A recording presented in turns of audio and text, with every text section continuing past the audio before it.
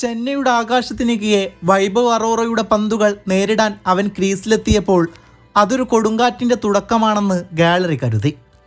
തുടർച്ചയായ 3 പന്തുകളിൽ 3 തവണ അവൻ അതിർത്തി വര കടത്തിവിട്ടു. സഞ്ജുവിൻ്റെ ബാറ്റിൽ നിന്ന് അപ്പോൾ ഒഴുകിയിറങ്ങിയത് വെറും റണ്ണുകളായിരുന്നില്ല. ക്രിക്കറ്റ് ലോകം കണ്ട ഏറ്റവും മനോഹരമായ താളമായിരുന്നു, ഒരു കാവ്യമായിരുന്നു.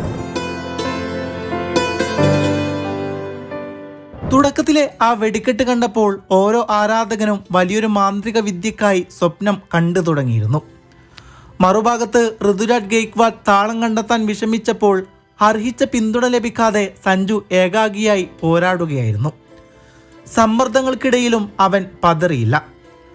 32 പന്തുകളിൽ നിന്ന് അവൻ പടുത്തുയർത്തിയ ആ 48 റൺസ് ഒരുപക്ഷെ സഞ്ജു സാംസൺ എന്ന പ്രതിഭയുടെ കണക്ക് പുസ്തകത്തിൽ വലിയൊരു അക്കമായിരിക്കില്ല. എങ്കിലും ആ ഇന്നിങ്സിന് പ്രതിസന്ധികളിൽ തളരാതെ തൻ്റെതായ ശൈലിയിൽ ബാറ്റ് വീശിയ ഒരു പോരാളിയുടെ സൗന്ദര്യമുണ്ടായിരുന്നു. ഒരു വലിയ സെഞ്ചുറിയിലേക്കോ അതിലും മികച്ചൊരു സ്കോറിലേക്കോ അവൻ കുതിക്കുമെന്ന് നമ്മൾ കരുതി. എന്നാൽ കാർത്തിക് ത്യാഗിയുടെ പന്തിൽ കൃത്യം 48 റൺസിൽ അവന് മടങ്ങേണ്ടി വന്നപ്പോൾ ഗാലറിയിലൊരു ചെറിയ നെടുവീർപ്പുയർന്നത് സ്വാഭാവികം മാത്രം.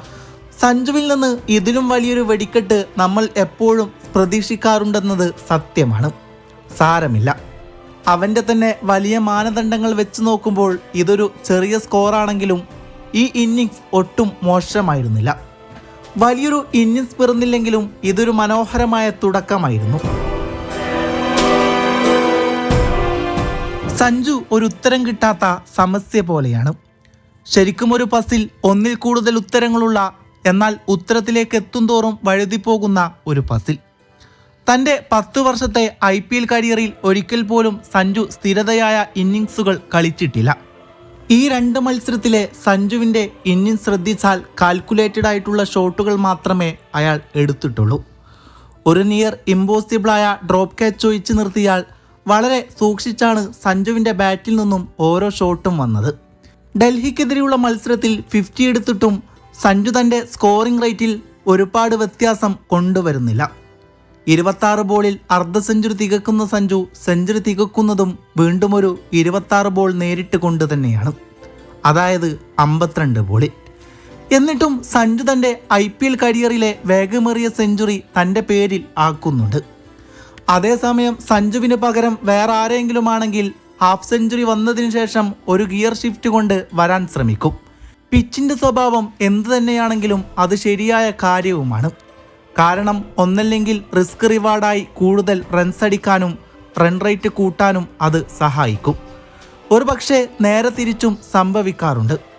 വമ്പൻ അടിക്ക് ശ്രമിച്ച് ഔട്ടാവുകയും ചെയ്യാം. സഞ്ജുവും പലപ്പോഴും ഇതേ രീതി പിന്തുടരാറുമുണ്ട്. എന്നാൽ ഡൽഹിക്കെതിരെയുള്ള മത്സരത്തിൽ സഞ്ജു പിച്ചിൻ്റെ സ്വഭാവം മനസ്സിലാക്കി തന്നെ വളരെ കാൽക്കുലേറ്റഡായി തന്നെയാണ് അർദ്ധ സെഞ്ചുറി അടിച്ചതിന് ശേഷവും കളിച്ചത്. ഒരുപക്ഷെ ആയുഷ് മാത്രയെ റിട്ടയർ ഔട്ടാക്കി വരുന്ന ശിവൻ ദുബെ പോലും എടുക്കുന്നത് 10 ബോളിൽ 20 റൺസായിരുന്നു. അതായത് സഞ്ജുവിൻ്റെ അതേ സ്ട്രൈക്ക് റേറ്റിൽ. അതൊരു മോശം കാര്യമൊന്നുമല്ല. പക്ഷേ ക്ലിയർലി ഒരു ഫ്ലാറ്റ് പിച്ചിൽ നിന്നും കിട്ടുന്ന അതേ സപ്പോർട്ടല്ല ചെപ്പോക്കിൽ കിട്ടിക്കൊണ്ടിരിക്കുന്നതെന്ന് അടിവരയിടുന്നതാണ്. അയാളുടേതായ ദിവസങ്ങളിൽ അയാളേക്കാൾ ബെറ്റർ ബാറ്റ്സ്മാൻ പിച്ചിൽ ഉണ്ടായിരിക്കാനുള്ള സാധ്യത വളരെ കുറവാണ്. മറ്റ് ദിവസങ്ങളിൽ നേർവിപരീതമായ ഇന്നിങ്സുകളാണ് സഞ്ജുവിൻ്റെ ബാറ്റിൽ നിന്നും വരാറുള്ളത്. ഇന്ത്യക്ക് വേണ്ടി ബംഗ്ലാദേശുമായി സെഞ്ചുറി അടിച്ചു കഴിഞ്ഞ് സഞ്ജുവിൻ്റെ നെക്സ്റ്റ് 2 ഇന്നിങ്സ് വരുന്നത് സൗത്ത് ആഫ്രിക്കയ്ക്കെതിരെയായിരുന്നു. തൻ്റെ സെഞ്ചുറി നേട്ടം ആവർത്തിച്ചാണ് സൗത്ത് ആഫ്രിക്കൻ സീരീസിൽ സഞ്ജു തുടക്കമിടുന്നത്. പക്ഷേ അടുത്ത 2 കളികളിൽ തന്നെ സഞ്ജു റണ്ണൊന്നും എടുക്കാതെ 0 എന്ന സ്കോറിൽ പുറത്താകുന്നുണ്ട്. സീരീസിലെ അവസാന മത്സരത്തിൽ സഞ്ജു വീണ്ടും ഒരു സെഞ്ചുറി അടിച്ചുകൊണ്ട് തിരിച്ചു വരുന്നുണ്ട്. അതായത് 5 കളികളിൽ 3 സെഞ്ചുറിയും 2 ഡെക്കുമാണ് സഞ്ജു നേടിയത്. അത്രമേൽ 2 ധ്രുവങ്ങളിലാണ് സഞ്ജുവിൻ്റെ ഇന്നിങ്സുകൾ. എല്ലാ IPL സീസണിലും സഞ്ജു ഏതാണ്ട് ഇതേ പാറ്റേൺ ആണ് ഫോളോ ചെയ്യാറുള്ളത്. സ്ഥിരതയായി ഒരു സീസണിലും സഞ്ജു പെർഫോം ചെയ്തിട്ടില്ല. 500-ലധികം റൺസ് എടുത്തത് ഒരു സീസണിൽ മാത്രമാണ്. എങ്കിലും സഞ്ജുവിൻ്റെ ബാറ്റിൽ നിന്നും മികച്ചതായ ഒരു പിടി ഇന്നിങ്സുകൾ IPL-ലുണ്ട്. താഴെയുള്ള പിങ്ക് തന്നെ നോക്കൂ. സഞ്ജു അടിച്ച 4 IPL സെഞ്ചുറികളുടെ ചിത്രമാണിത്. പക്ഷേ ഇതിന് വേറെയൊരു പ്രത്യേകത കൂടെയുണ്ട്. ഓരോ IPL സീസണിലെയും ആദ്യത്തെ സെഞ്ചുറി സഞ്ജുവിൻ്റേതാണ്. ഈ IPL തുടങ്ങി 18ാമത്തെ മാച്ചിലാണ് ആദ്യ സെഞ്ചുറി പിറക്കുന്നത്.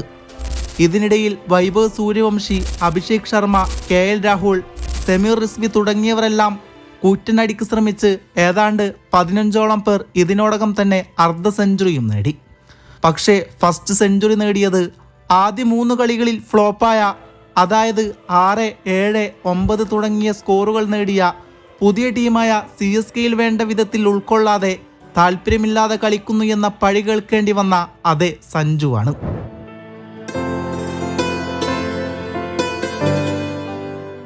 ഒരൊറ്റ ഇന്നിങ്സ് കൊണ്ട് CSKയിലേക്കുള്ള വരവും ഈ IPLിലെ വരവും ഒന്നിച്ചറിയിക്കുകയാണ് സഞ്ജു സാംസൺ. ഒപ്പം ചെന്നൈ ജേഴ്സിയിലുള്ള ആദ്യ സെഞ്ചുറിയും മാൻ ഓഫ് ദ മാച്ചും സഞ്ജു ആ മത്സരത്തിൽ സ്വന്തമാക്കുന്നുണ്ട്. ഒപ്പം CSKയുടെ ഈ സീസണിലെ ആദ്യ വിജയവും കൂടിയാണ് ആ മത്സരത്തിലൂടെ സഞ്ജുവും ചെന്നൈയും സ്വന്തമാക്കുന്നത്. പക്ഷേ ഇതൊക്കെയാണെങ്കിൽ കൂടിയും സഞ്ജു അടുത്ത മത്സരം ഫോമാവുകയെന്ന് യാതൊരു ഉറപ്പുമില്ല. പക്ഷേ ഒന്നുറപ്പാണ്, തുടർച്ചയായി 3 അർദ്ധ സെഞ്ചുറികൾ നേടി ഇന്ത്യയെ ലോകകപ്പിൽ മുത്തമിടിപ്പിച്ച അതേ നിശ്ചയദാർഢ്യമാണ് കഴിഞ്ഞ ഇന്നിങ്സിലും സഞ്ജുവിൽ കണ്ടത്. ഒരു മികച്ച ഇന്നിങ്സ് മാത്രമല്ല, മറിച്ച് ടീമിൻ്റെ ജയം ഉറപ്പിക്കാൻ താൻ മാക്സിമം ബോളുകൾ കളിച്ചും ക്രീസിൽ അവസാനം വരെ ഉണ്ടാവണമെന്നുള്ള നിശ്ചയദാർഢ്യമാണ്. അത് തുടരാനായാൽ സഞ്ജുവിൽ നിന്ന് ഇതുപോലുള്ള ഒരുപാട് ഇന്നിങ്സുകളും ഈ IPLിൽ കളിക്കാണാനാകും.